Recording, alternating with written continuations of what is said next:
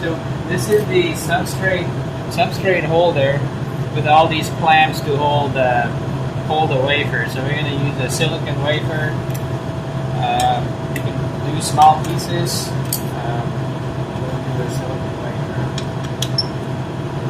So loosen these tabs to create enough space.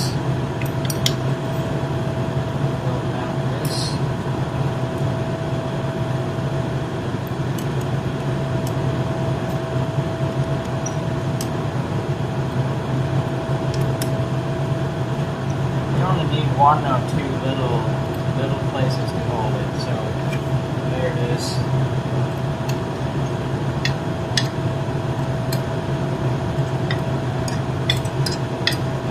So this is clamped. Just check to make sure it didn't fall off. So we'll load this when we have the chamber ready. So this needs to be vented. This is right now under vacuum. Is showing off range. We'll vent it. So venting, we got to make sure the pump is off. So here's the roughing pump, that's off, down is off, pump is on, roughing valve is off, turbo pump is off. These two are the vent controls. So we can turn the vent on, but this is a low vent, a slow vent, and a fast vent. Since the turbo pump is off, we can do a fast vent. If the pump is running, we should do a slow vent. So we'll do a fast vent and then turn the vent on. That'll start the vent process.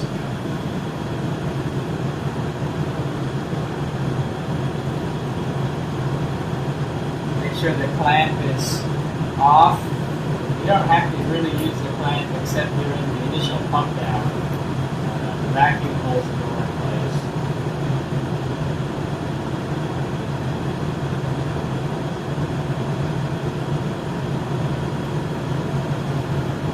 Nitrogen needs to be on for this, so it's venting with nitrogen. Now there it is, it's open.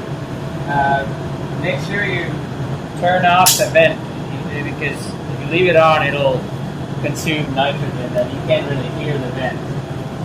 So inside the chamber, nothing has been done, so everything is fine in here, but check to make sure there's no loose foil blocking anything or debris. Sometimes you get debris, this deposition lands on this horizontal face and then it'll peel off, in which case we have to remove this plate and re-foil it. So if you look upwards, you can see it's being deposited on, but nothing is coming off. Actually, just for demonstration, maybe we should change the foil. So maybe I'll show that. So let's change that foil. So take this little funnel off. This foil looks pretty good to me. So I'm going to leave that. And this plate here, there's two screws. Make sure you don't lose that nut. So hold it on the bottom and loosen this, and there's that nut together. Leave that aside, and there's another one here in the back. Do the same, and take it out.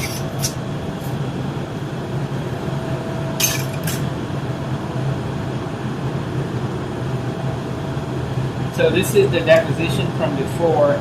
It's not peeling, so this is okay to run, but let's just go ahead and change it anyway. We have to change this out, but normally this will be flaking off, so you don't want to be just leaving it out here because all these flakes will fly off into the lab and create contamination. So keep this close to the trash, and while holding it like this, carefully peel this off because you don't want the flakes to just come off and disperse.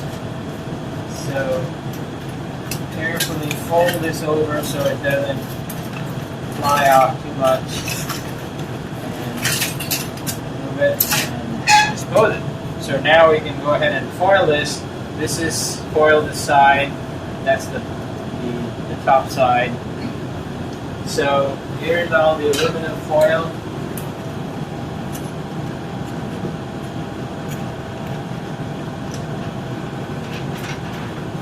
The size we need is 14 inches. I have a little diagram here. But you can just, for this one, you don't have to be specific. Yeah, that's about big enough.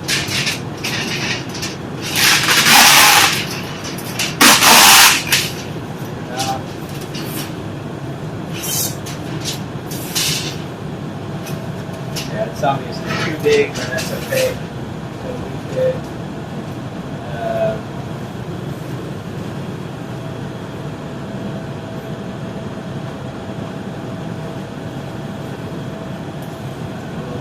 cut this foil on here.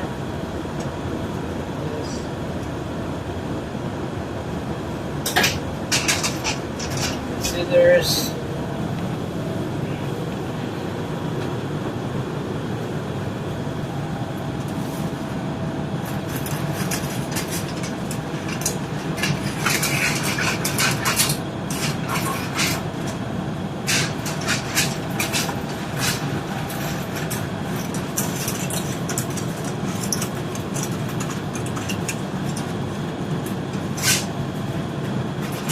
Don't throw these out because these pieces could be useful for other foiling things.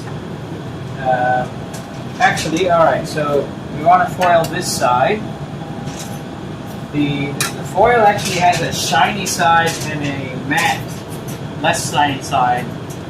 The side facing the vacuum should be the less shiny side because it has, the roughness helps with the adhesion. This will not stick too well, so we'll put it like this.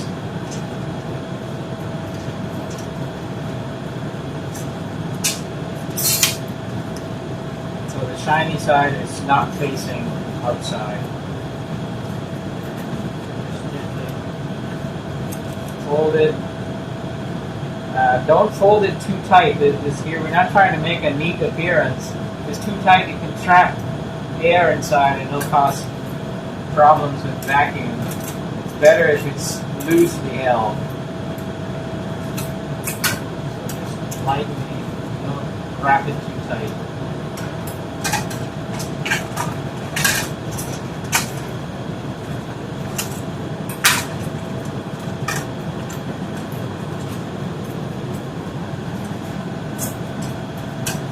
Okay, that's good enough. So it's going to go in like this. This is the side that's going to face the bottom.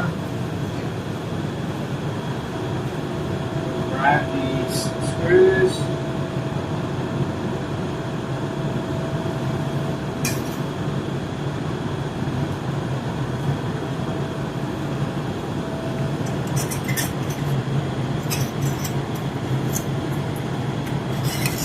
Slide it in the same way as took out.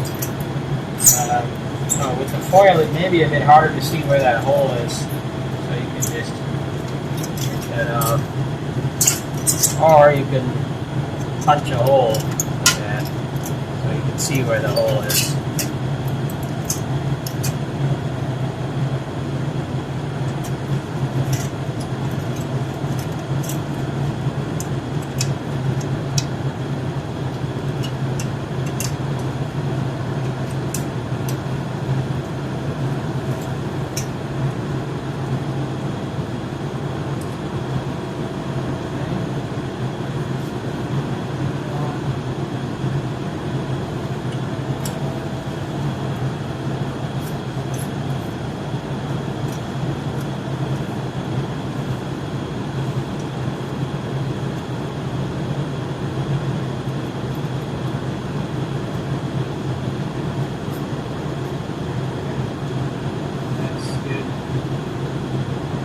Vacuum, loose connection is better. I mean, don't worry about it being wobbly. Loose is better because that leaves a lot of gaps for the air to be removed. And then the funnel. We can replace this foil too, but it's not needed. Just make sure this wire is out of the way and the hole is not blocked and there's a clear path. So yeah, that's pretty much it for the foil.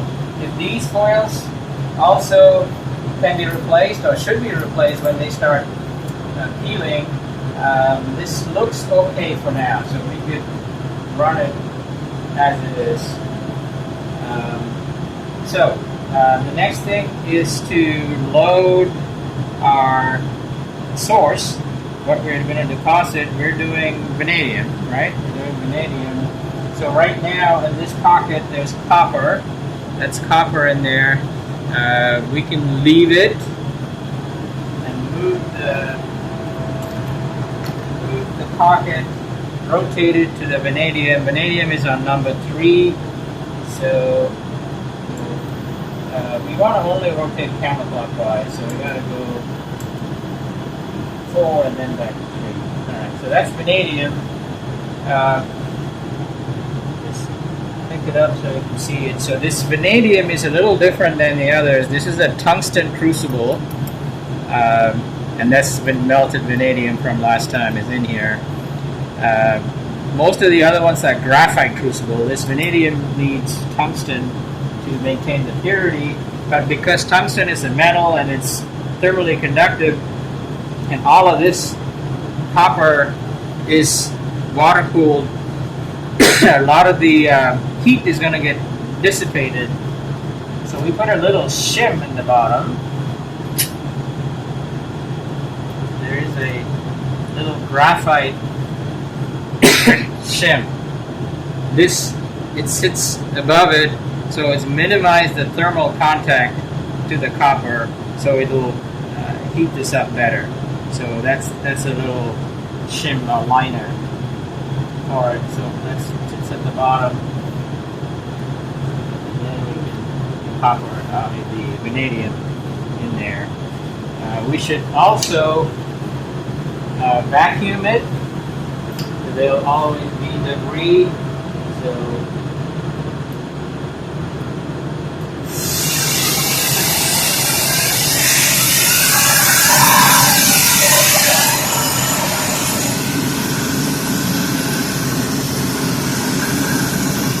vacuum above the turtle pump and up here.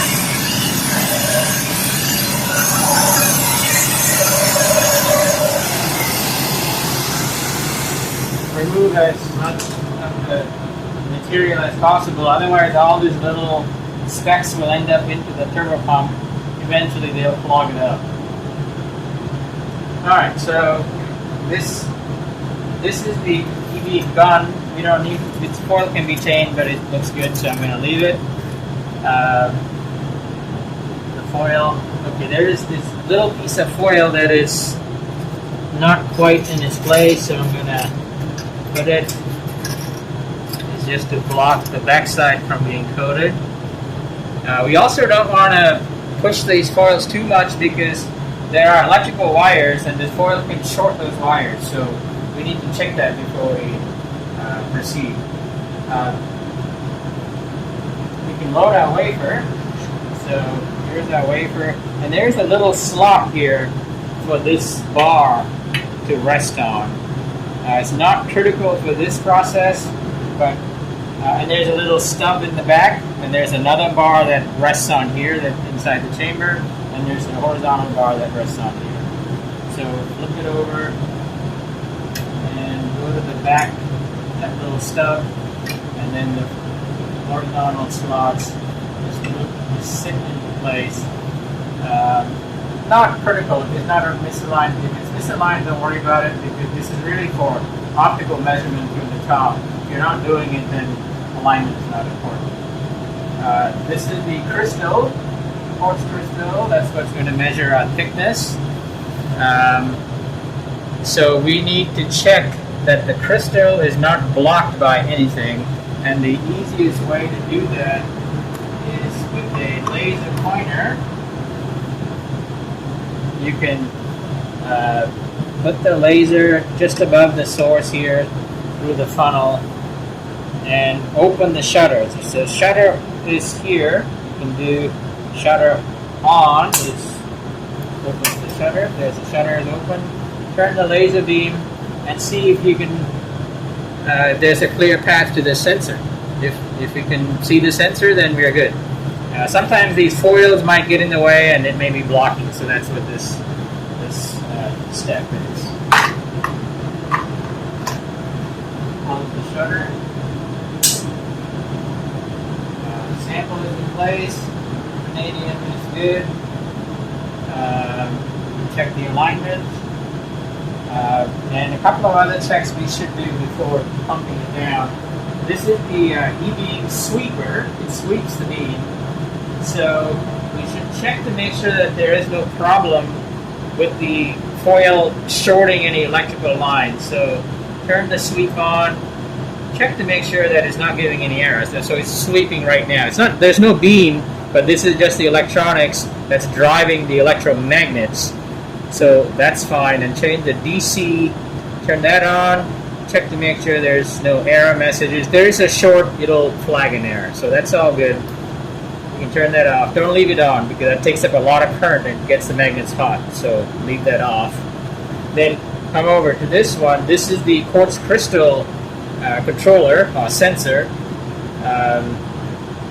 Go to the different menu here and go to the sensor info.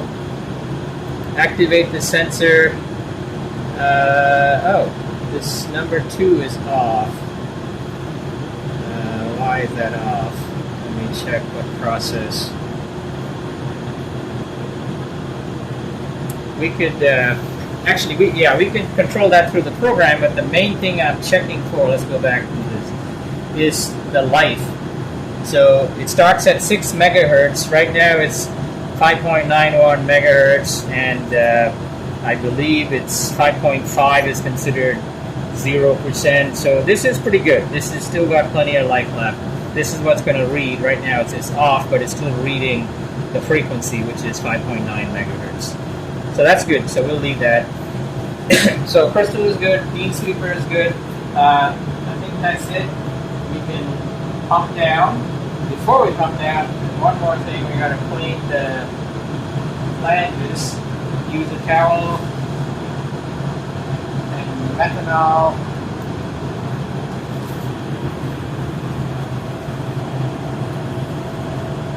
Right down the surface because small debris will affect the vacuum. And on this O-ring here, you're wiping it down, but more importantly, you're looking for any cracks. This O-ring will develop cracks over time. Just to check, make sure that there are no visible cracks, because that will have to be replaced. And then, one last thing, check that the shutter works. Sometimes the shutter comes loose, and if the shutter is loose, you can't see the beam and it causes problems. You don't want to discover this after pumping down for many hours, so it's better to do these checks. So turn the shutter, make sure it swings without being blocked or it's not hanging on anything. So that is good. I think we are ready. Oh, and one more thing is make sure this little arm here, it's a shutter for the optical window. It should be closed, and we don't want deposition to arrive there. So it should normally be closed unless you're using it, in which case we'll open it. So make sure that's closed. Yeah, that's it. So close. Now this is the only time you really be engaging this latch is starting the pump. So engage that, and now the vent switch is off. I'm at high. I'm not venting even though we put it on high. But next time we vent, we're going to do a slow vent because we're going to vent this after the deposition. So in preparation for that, I might as well put it on low. Okay, so first step, turn the pump on. The pump is down there. We should make it a habit to check the oil level.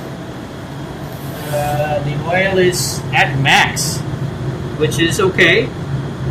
Oil looks fairly clean, so that's all good. So start the pump. Roughing pump is first. So there's the pump, you can hear it running. It's not really pumping the chamber because the valve is off. So we'll engage the valve. So now it's pumping. This will start reading. This is not accurate for atmospheric pressure, but it'll start reading soon.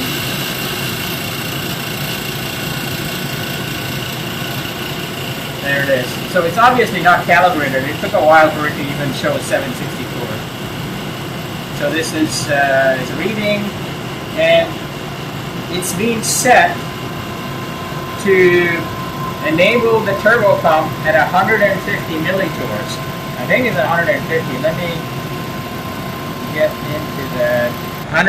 Between 110 and 100 millitorrs is when the, let me double check that. That's 3 millitorrs, 3.3. That's a different set point. That's to disengage the E-beam if the pressure gets this high. This set point 2 low is 100 millitorrs. Yeah, that's 0.1 torrs. And the high of that, so the margin is 1 to 1.1. So that's when the turbo pump will come on. However, it's not going to come on unless we turn this guy on. So we'll turn on the turbo pump on. So these are the 3 pump switches: roughing pump, rough valve, turbo pump on. This doesn't mean the turbo pump is on now, but it will come on when this pressure reaches that 1.1 or 100 millitorrs, 110 millitorrs. Then the turbo pump will come on. If you leave this off, the turbo pump is never going to come on. So we should leave this on. This is just to enable the turbo pump, which really becomes activated when the pressure reaches a set point. So we'll just wait. Usually we should wait till the turbo pump kicks on. It should be there momentarily. We can watch the pressure online.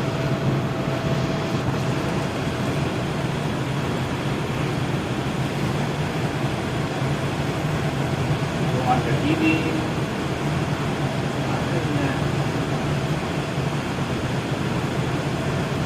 Real-time pressure. Takes a little while. So there it is. We started off at atmospheric pressure. And there it is, 1.3 torrs. So this will keep updating it. You'll have to hit refresh to update, but the data is being updated. Yeah, so we'll wait till the turbo pump comes on before we walk away.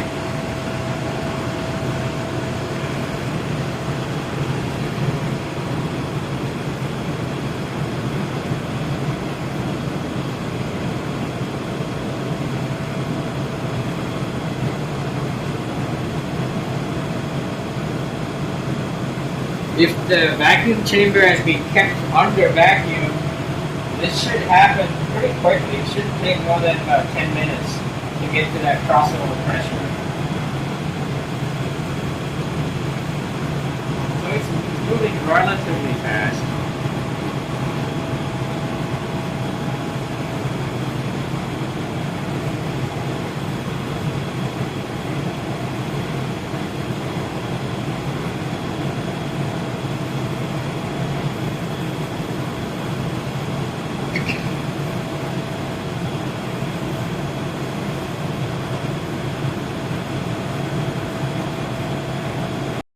So the plot, do an update. So there it is.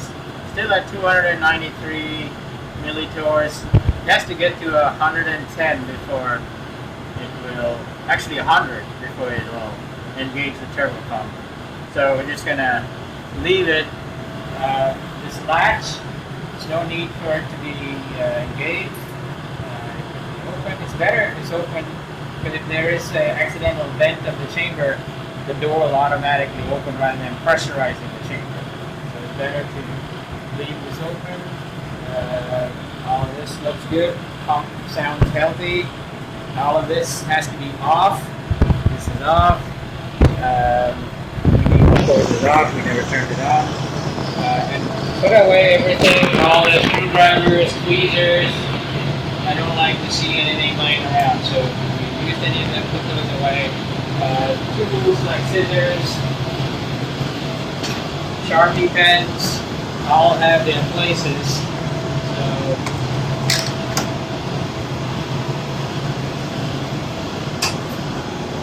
there's the tool cart.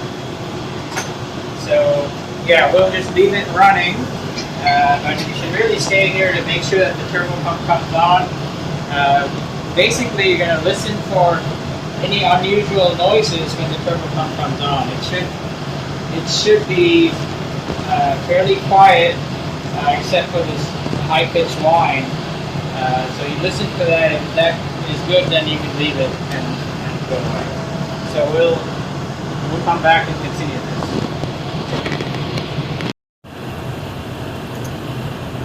So this is the pumping curve. Initial roughing pump, that's the turbo pump. Started yesterday around 8 o'clock, and then it came down here for 3 microtors after about 24 hours. So, alright, so we got 3 microtors here. We are on pocket number 3, that's vanadium, and we should visually check it, and you can use a flashlight. Open the shutter. It's going to be hard to see on the camera, just to verify that the pocket is aligned. You have to look through this between the window and that slit. It's a very narrow spot. Anyway, it looks good. First thing is we got to turn on the water, right? So water. This is the supply. Check that the pressure is good. That looks good. Turn on the return first. The green valve goes to the evap. So turn on the return first and then the supply. And there should be a little blip in the pressure to indicate that it is flowing. And we should check the pressure again. This pressure we should check again. It should not have changed. If it changed, that means there's some water leak or some issue that we need to look at. So this didn't change, which is good. Alright, so water is running. Turn on the electron beam. So, actually, before we turn on the beam, we got to set this up first. So we'll go to Process menu. Select vanadium, it's already selected. Edit the vanadium again. You can set the parameters here. There's initial rate, 3 angstroms a second, that's a good number. Final thickness is set to 500 angstroms, and I think that's also good for us, 500 angstroms. The rest of it really doesn't matter for our purpose, so I'm just going to leave it. So yeah, those are the only 2. Go back to the main. You can also go into the film and look at the properties of vanadium just to make sure it is consistent. So vanadium, here it has the PID parameters for the beam control, how it ramps up and down. Film tooling, this is the difference between the quartz crystal monitor and the displayed value. 100% means it's not doing any correction, it's just directly reading it out. Density is important, 5.96 grams per cc is the density of vanadium, and Z factor is the acoustic velocity ratio. These have all been inserted before, so I'm not going to double check it unless there is a reason to look at it. So that's all good. We need to be on manual control. So initially I'm going to do manual ramp, so I'll put it to manual, and then the E-beam needs to be on. So this is the E-beam power supply, but it needs to be off all the time except when we are using it. So this is a high voltage supply. It can put out to up to 10,000 volts, so it's a hazard. We don't want to turn it on unnecessarily unless it's ready for the deposition. So it's on, but it's not running. This is the voltage. This is in kilovolts. This will be the current in milliamps. This is the filament current, the filament that emits the electrons. This is going to be in the order of about 30 amps. to light up the filament that emits the electron. So the beam is these two, voltage and beam voltage, beam current. These are the two that's important. These indicators will say when it's on. HV on, when it lights up, that means the high voltage is on. Filament will light up, saying when the filament is on. These are the fault signals. Right now, the fault is not lit, which is good. The negative is on, which means that the voltage put out by the supply is actually a negative voltage. So this number will read something like 6,000 volts, but it's really negative 6,000 volts. That's the way it's set up because we want the electrons to be repelled by the voltage away from the filament. The next thing we can adjust is, this is the beam controller. So we can do so the beam is sweeping around the pocket. So we could change the sweep rate, the radius of the sweep, and any DC offset of the center position. For metals, you don't have to sweep. The metals that melt, you don't have to sweep because as it's melting, it'll flow and fill the hole. But for dielectrics or sublimating material, we have to sweep. So we don't need to turn the sweep on. That's sweep. We can also set the sweep amplitude. It's an arbitrary unit. For vanadium, we don't need sweep. If you're doing silicon dioxide or even chromium, that sublimating metal, you need sweep. So we don't need that. But we'll use the DC offset. Here the offset parameter. X offset is 0.25, Y offset 0.25, negative 0.25. It's set from last time, so I'll leave that on. And next we need to look up what is my expected current for the deposition. So we can look in our log sheet. Let's go to the log sheet and find vanadium. Okay, here's all the vanadium.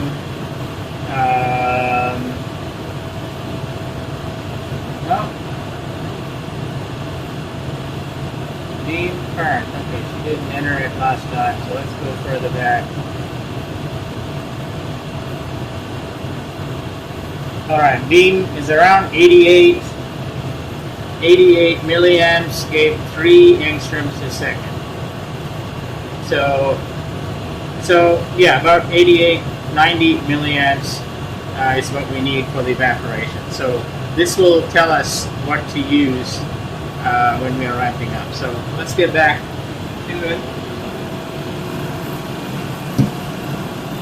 So this is on manual. Now we can hit start layer. Start, you see this filament is on.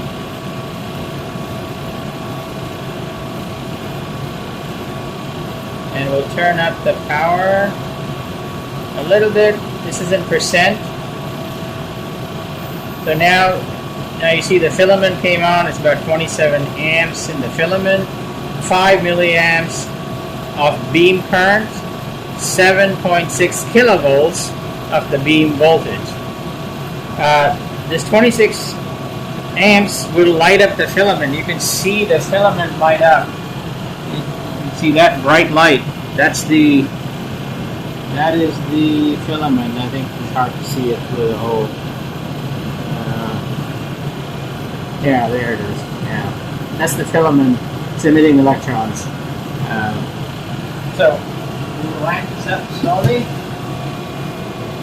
Because it's a metal, we can ramp this up fast. We don't have to go that slow. So I'm going to go up to, our target is 88 milliamps, so I'm going to go to about 40 milliamps and wait for a few minutes to heat up the metal.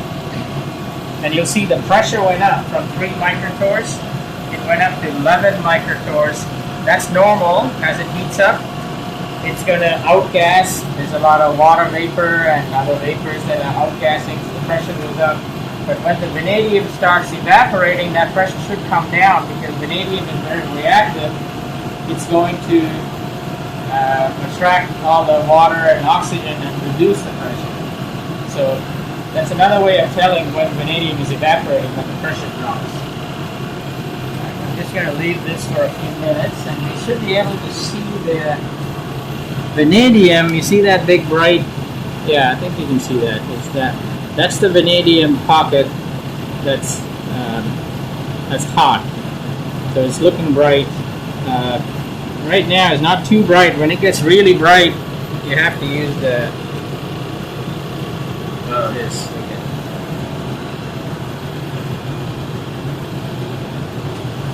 Yeah, that's not too bad, but there's no need to look at it unless there's a problem. So.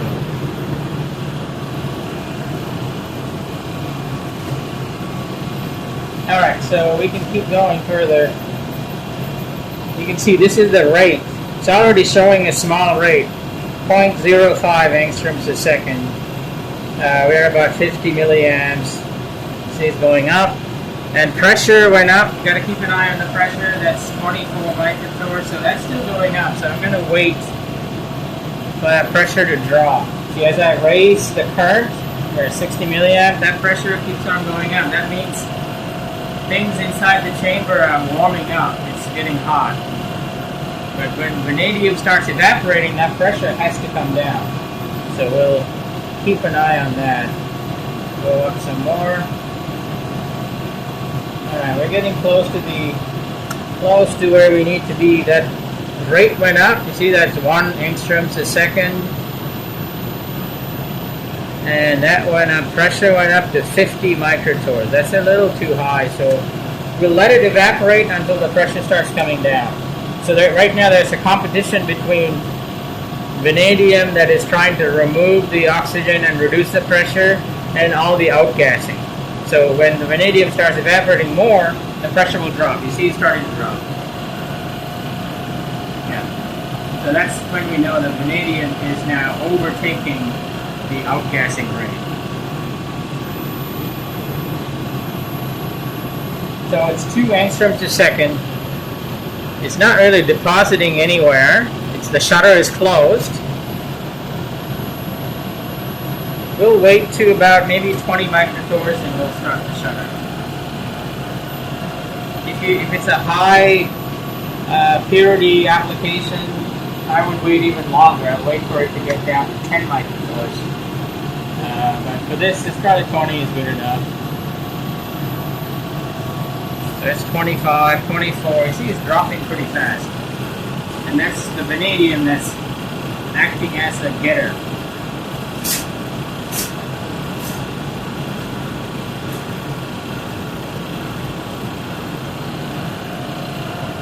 Okay, so here the rate is 1.86.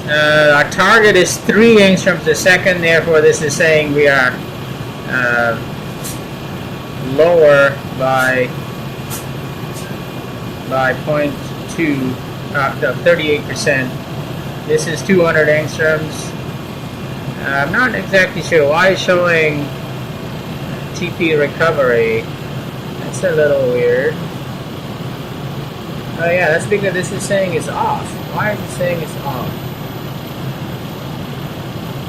That should be on. Let's oh, I can't edit it while it's running.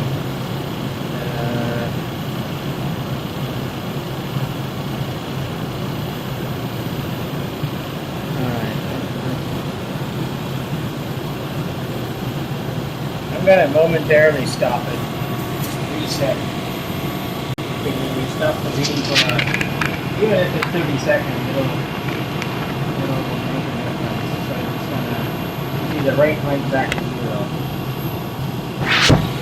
So I'll bring this up. Because it's a metal, I can ramp it up fast.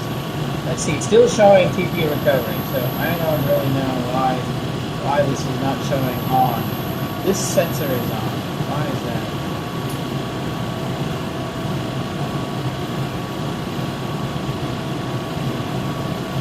Oh, sensor 2 should be on. Sensor 1 is off.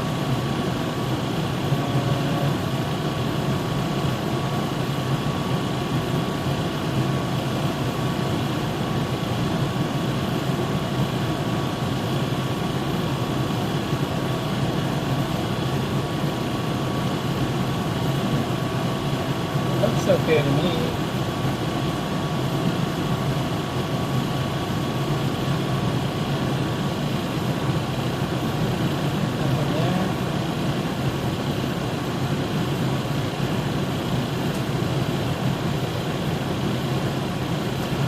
saying the crystal has failed, but it's reading.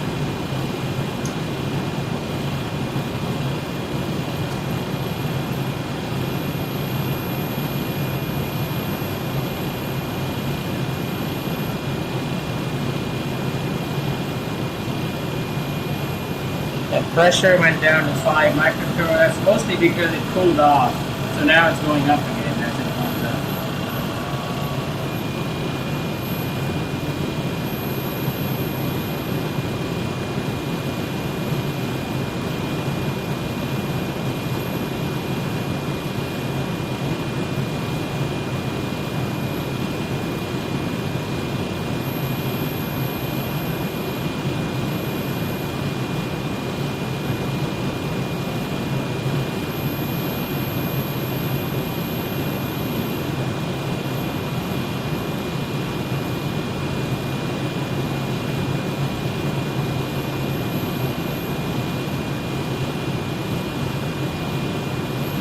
Alright, this time the pressure is staying fairly low because we've already cycled through a temperature cycle. A lot of the outgassing has already happened.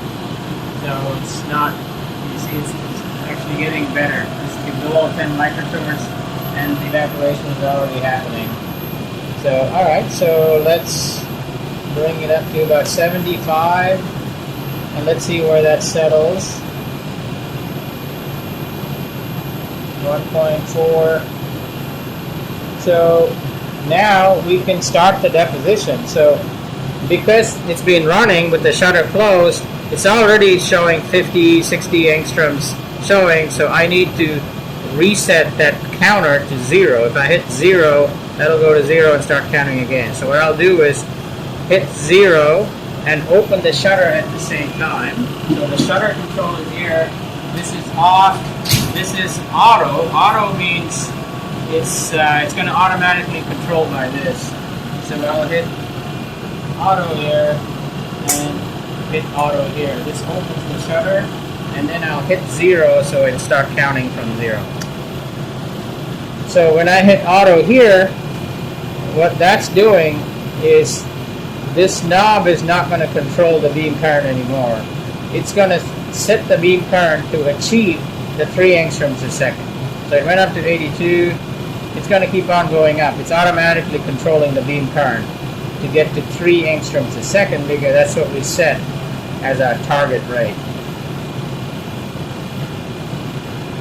Yeah, so it's going to get up to 3. So 3 is right about there. So it's going to get there and then it's going to level off.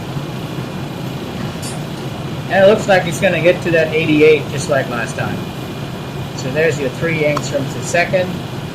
115 angstroms already done.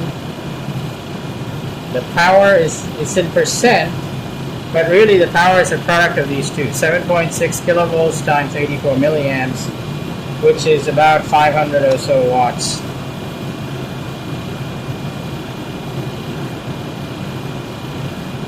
No, 600 watts. So yeah, there it is. It's controlling the current to get the right rate. And the rate at which it controls is the PID parameters. There's the PID.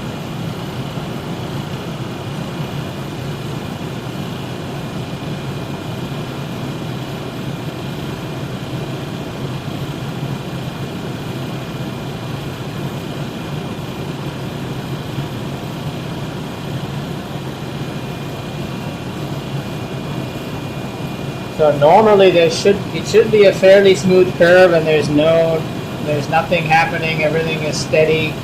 But if there is any shorts, any flakes or anything that peels off and falls in the path of the beam, this E-beam will shut down as a safety measure.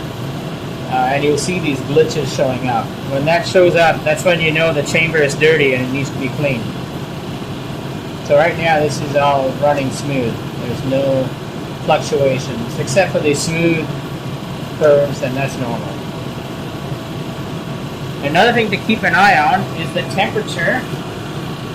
Temperature, I have it here, 105 degrees is the temperature of the water-cooled the crucible holder. It shouldn't get too high Too high is maybe about 150. If it gets above 200, then there's a problem with the water flow. So, yeah, we gotta keep an eye on that.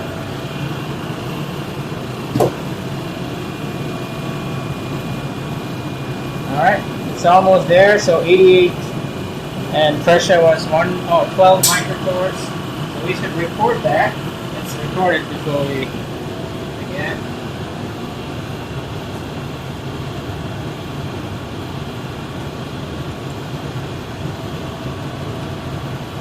Substrate, base pressure, we were at 3 microtors when we started doing vanadium. Kilovolts, we were 7.5. The sweep, 0.25 and 0.25. Not sweep, the DC offset. And sensor 2. So tooling factor was 100%. Thickness, we did 3 angstroms a second for 500. Pressure was 12 microtors. We're not using IAD, that's it. Yeah. Now you can write down what it's for. This is for vanadium wet bench testing.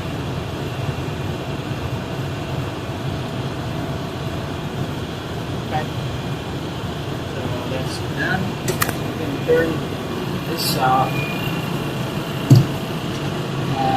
Now that it's done, this really needs to be off because it's a safety issue.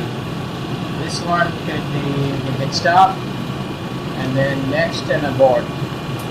That completely stops the process.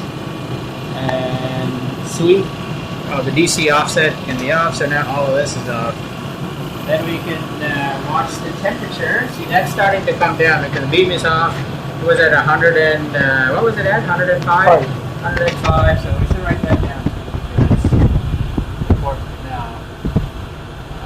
Stage temperature, 105. Yeah, sometimes it gets up to 150, depending on how long you run it and what's the current is. So it should be in that range. It shouldn't get closer to 200.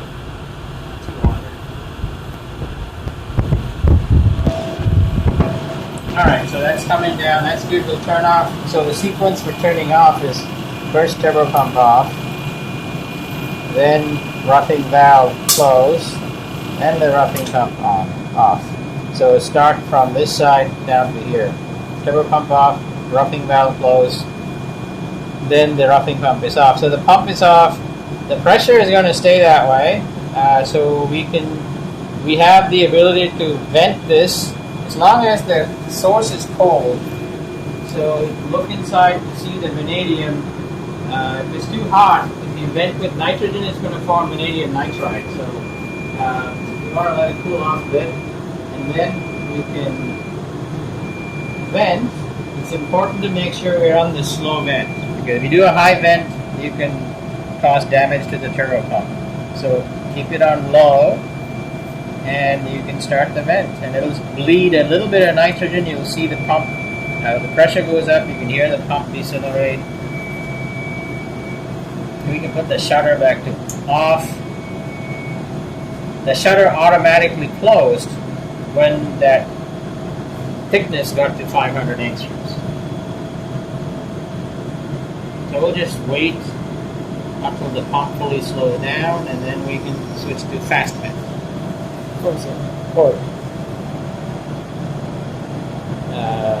That's okay.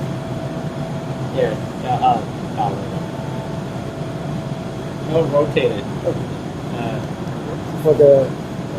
Is that how you were doing it? No, you No, were doing it already. yeah.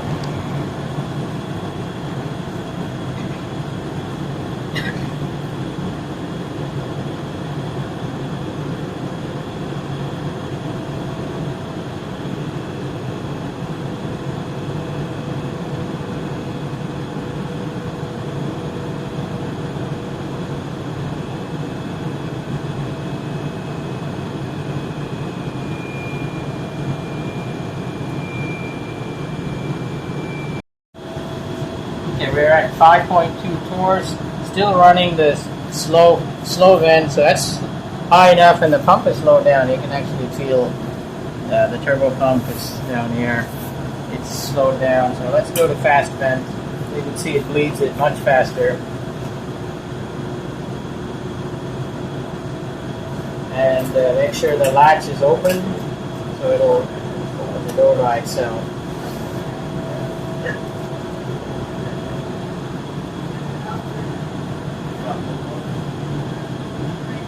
And we can see that temperature came down. That means that the water cooling is fine. It went up during the deposition, but as soon as we stopped the deposition, it came right back down.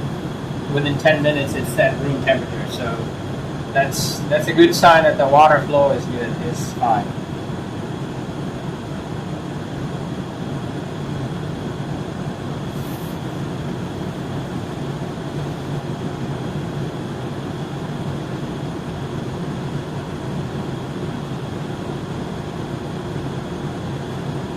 This can go with 4 cookies at one time.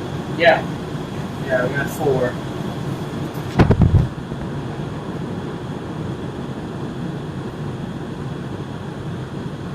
We're gonna use 3 of them. It's okay, right? We just blow the sample today and come back. Oh, you need to do deposit 3 for this one? Yeah. I thought you said it was copper. No, actually, I think that. How did Doctor Sakar? It said copper. He said only copper? Only copper. Thick copper, like 1 micron of copper. Oh, hold on.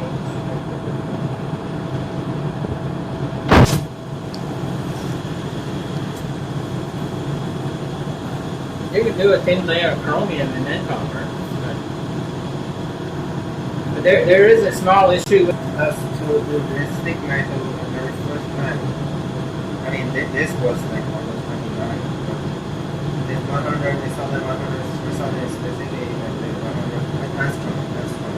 No. This is not what we're doing. We're doing copper. Okay. This is the what's the pattern? Here. Okay, it's open. So make sure you turn off the vent. Also put this on slow because this vent will keep on running. So there it is.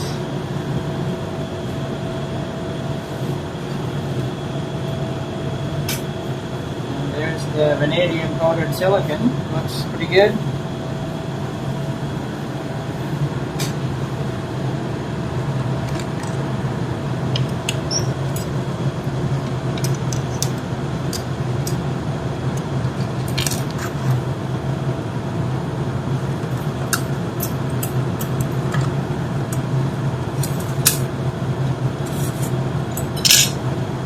See the clips where the clip was. Where the clip there. So yeah, that's it.